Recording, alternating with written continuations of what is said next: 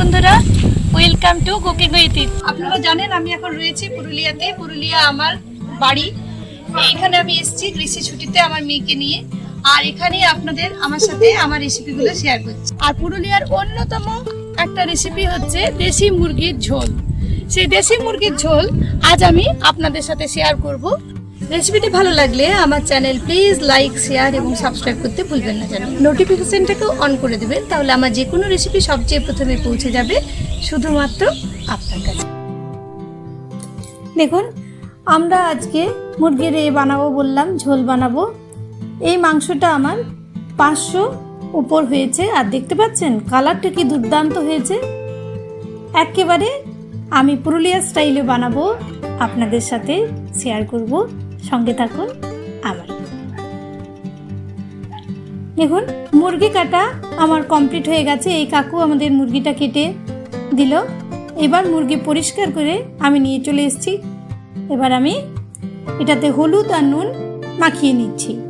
প্রথমেই 750 গ্রাম আমার মাংসটার ওজন। একটা গোটা মুরগি আমরা কেটে নিয়েছি। এখানে আমার লাগছে ধনের গুঁড়ো, জিরের গুঁড়ো, হলুদ, কাশ্মীরি মির্চ, সানরাইজের গরম মশলা গুঁড়ো, এগুলো আমার লাগছে।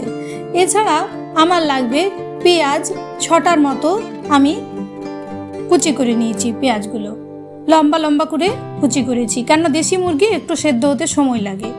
এইবার আমি একটা টিপস আপনাদের দিচ্ছি। পেঁয়াজে এরকমভাবে একটু কাশ্মীরি মির্চ আর একটু হলুদ দিয়ে দিলাম। তারপর আমি পেঁয়াজটা এগুলো দিয়ে মেখে নেব, তাহলে কালারটা দুর্দান্ত হবে মাংসের। আপনারাও বানান। তেল, সর্ষের তেলে আমি রান্নাটা করব, দুর্দান্ত হয় এর টেস্ট। চিনি লাগছে আমার,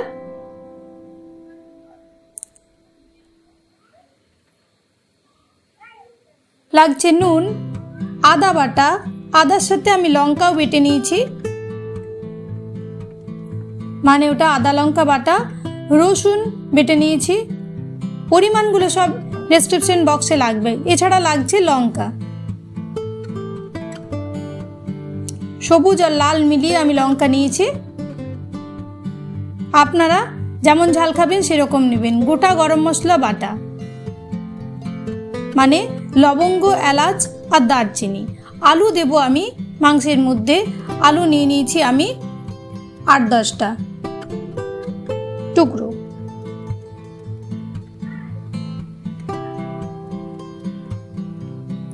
এবার আমি চলে যাব মূল পর্যায়ে। এখানে একটু আমি জায়গা করে নিলাম। আজ আমি গ্যাসে রান্নাটা করছি। কড়াইয়ে তেল গরম করে আমি সামান্য চিনি দিলাম কালারের জন্য, আর দিয়ে দেব কাশ্মীরি মির্চ একটু, যাতে কালারটা খুব সুন্দর হবে মাংসের।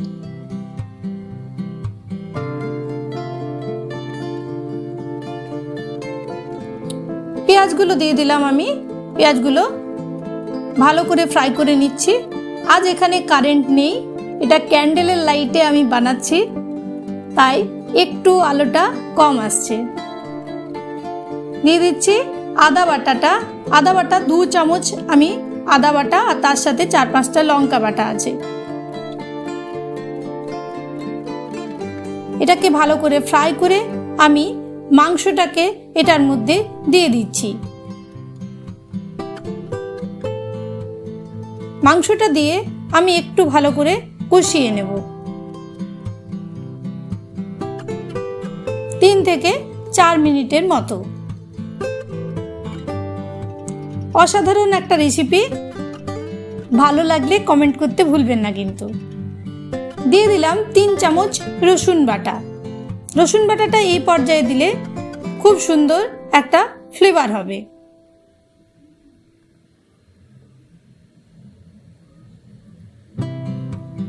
এইবার আমি দিয়ে দিচ্ছি আলুগুলো। 8-10টা টুকরো আলু আছে আমার এখানে, অর্ধেক অর্ধেক টুকরো করে নিয়েছি, কেননা আলুগুলো না হলে সেদ্ধ হতো না বড় আলুর টুকরো রাখলে। আর মুরগির মাংস এটা একটু সেদ্ধ হতে সময় লাগে পোলট্রির মুরগির থেকে। দিয়ে দিলাম আমার শুকনো যে মশলাগুলো ছিল, হলুদ গুঁড়ো, জিরের গুঁড়ো, ধনের গুঁড়ো, তারপর আমি কষিয়ে নিচ্ছি 10 মিনিটের মতো কম আঁচে।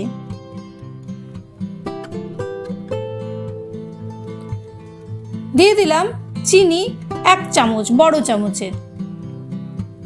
নুন পরিমাণ মতো, নুন আমি আগে দিয়েছিলাম, এইবার আমি বাকি নুনটা অ্যাডজাস্ট করার জন্য দিয়ে আরও একটু মাংসটা কষিয়ে নিচ্ছি। পোলট্রির মুরগির চেয়ে শতগুণে ভালো টেস্ট, দুর্দান্ত খেতে লাগে।